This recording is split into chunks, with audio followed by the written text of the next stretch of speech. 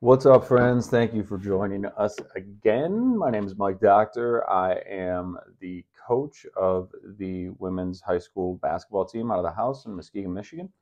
And one of our books and one of our mindsets is chop wood, carry water. So if you're not on the team and you're watching this, that's what this is all about.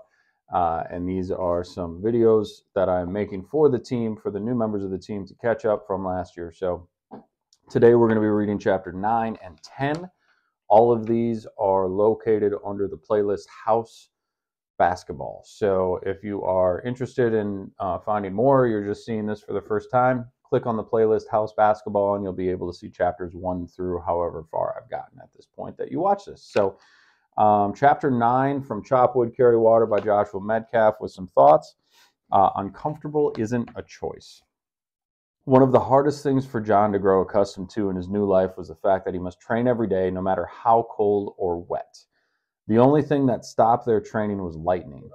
He had grown up amidst sunshine and warmth, so adjusting to the biting chill of a winter wind or the gustling rain in the summer monsoon season was difficult for him.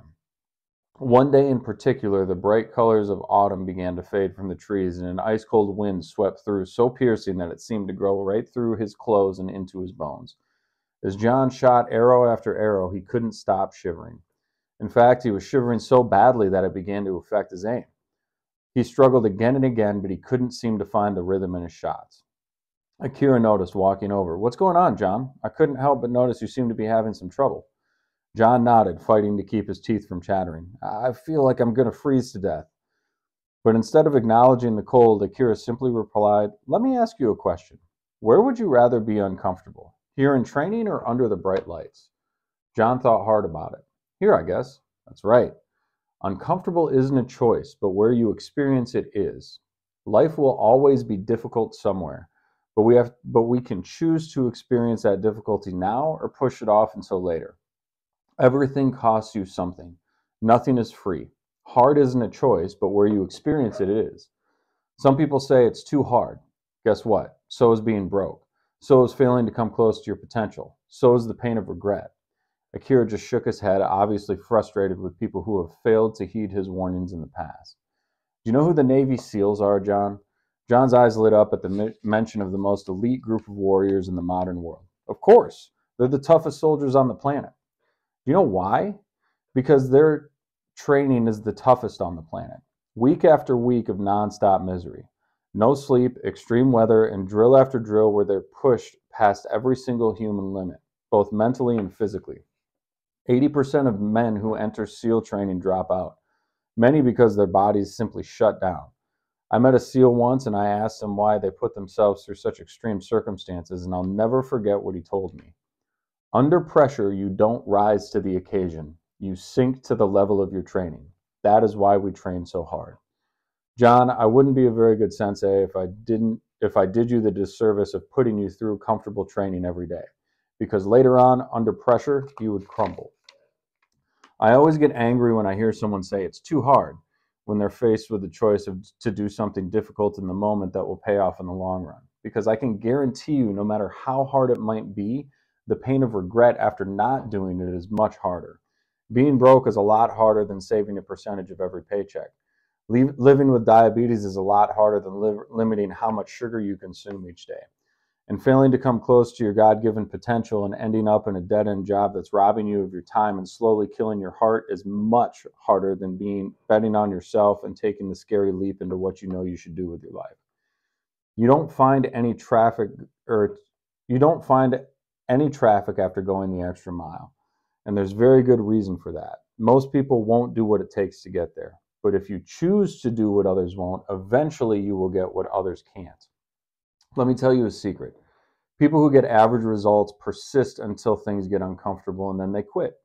People who get good results persist until things get painful, then they quit. People who get world-class results have trained themselves to be uncomfortable when it is painful and, excuse me, people who get world-class results have trained themselves to become comfortable when it is painful and uncomfortable. You can't cheat the grind, John. I know how hard you have worked, and it won't give you anything you have not earned. John, do you know why they say the ball doesn't lie? Because you can't cheat the person in the mirror. Deep down, you know whether you have cut corners or cheated. And subconsciously, that is incredibly hard to overcome. That's why we shoot every day, no matter what the weather. So when the pressure comes and you sink to the level of your training, you aren't sinking at all, but instead you're pushed up and supported by all those hours you've spent training hard.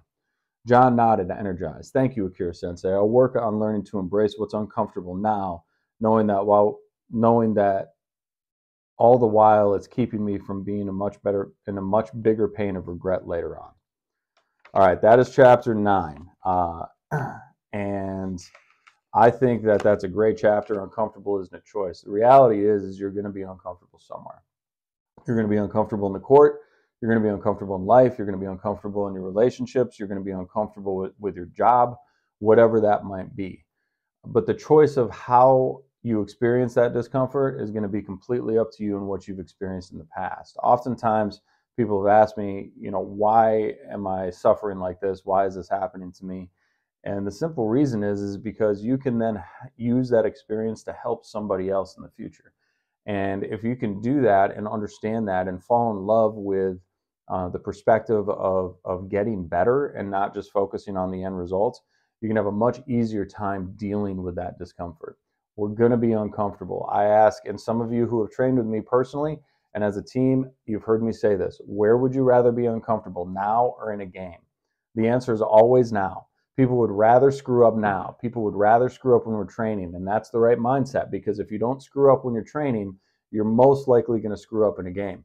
So you need to make sure, if you are training hard and if you are training to accomplish something big, that you put yourself through the discomfort immediately, right when you can, so that when the time comes to actually shine, you're ready to go.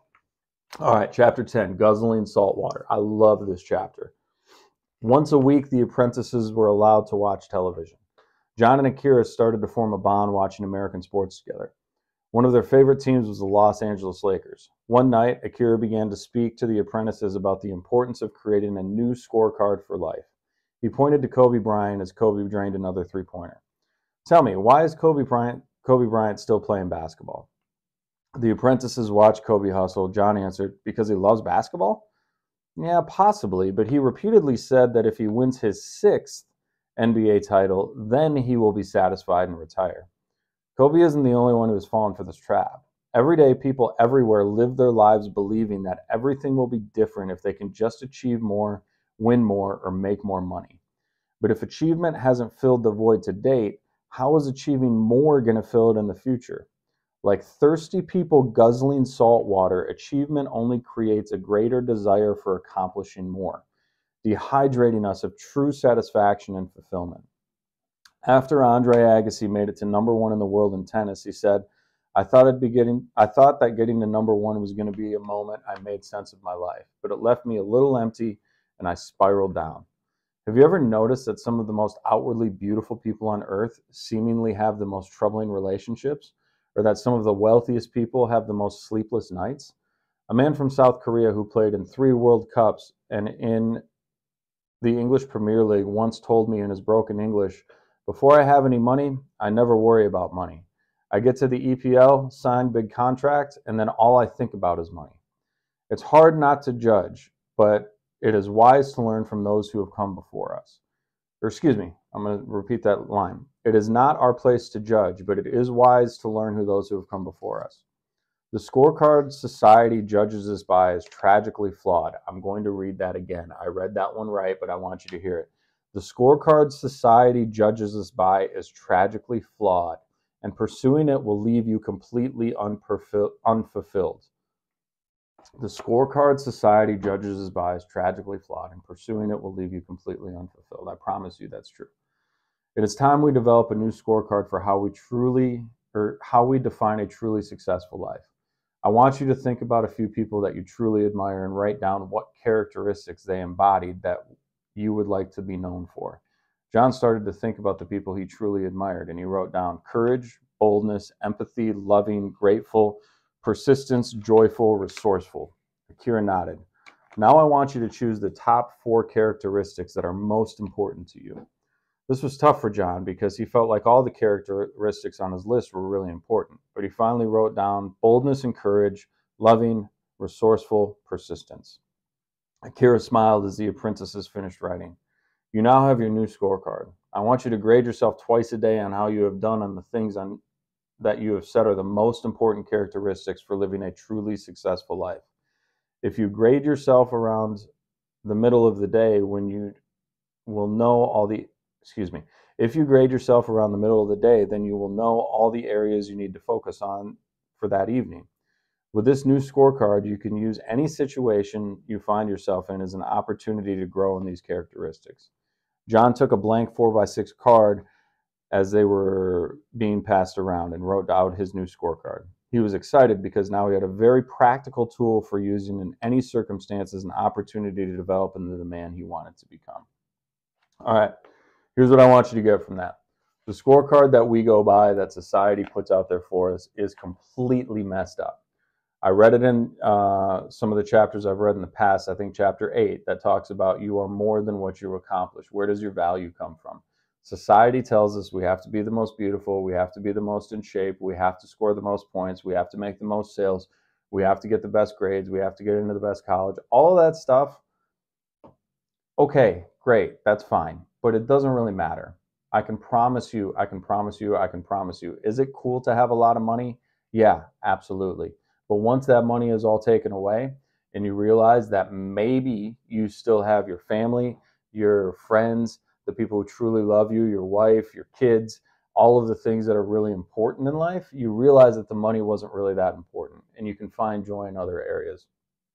You need to develop a new scorecard. I would encourage you to. I'm not going to say you need to because maybe it's already good, but I would encourage you to develop a new scorecard of the things that are really, truly important so that when crap hits the fan, it's not that big of a deal for you. Anyway, I love this book, love these chapters. Hope you enjoyed it. A couple more coming up soon. We'll see you guys.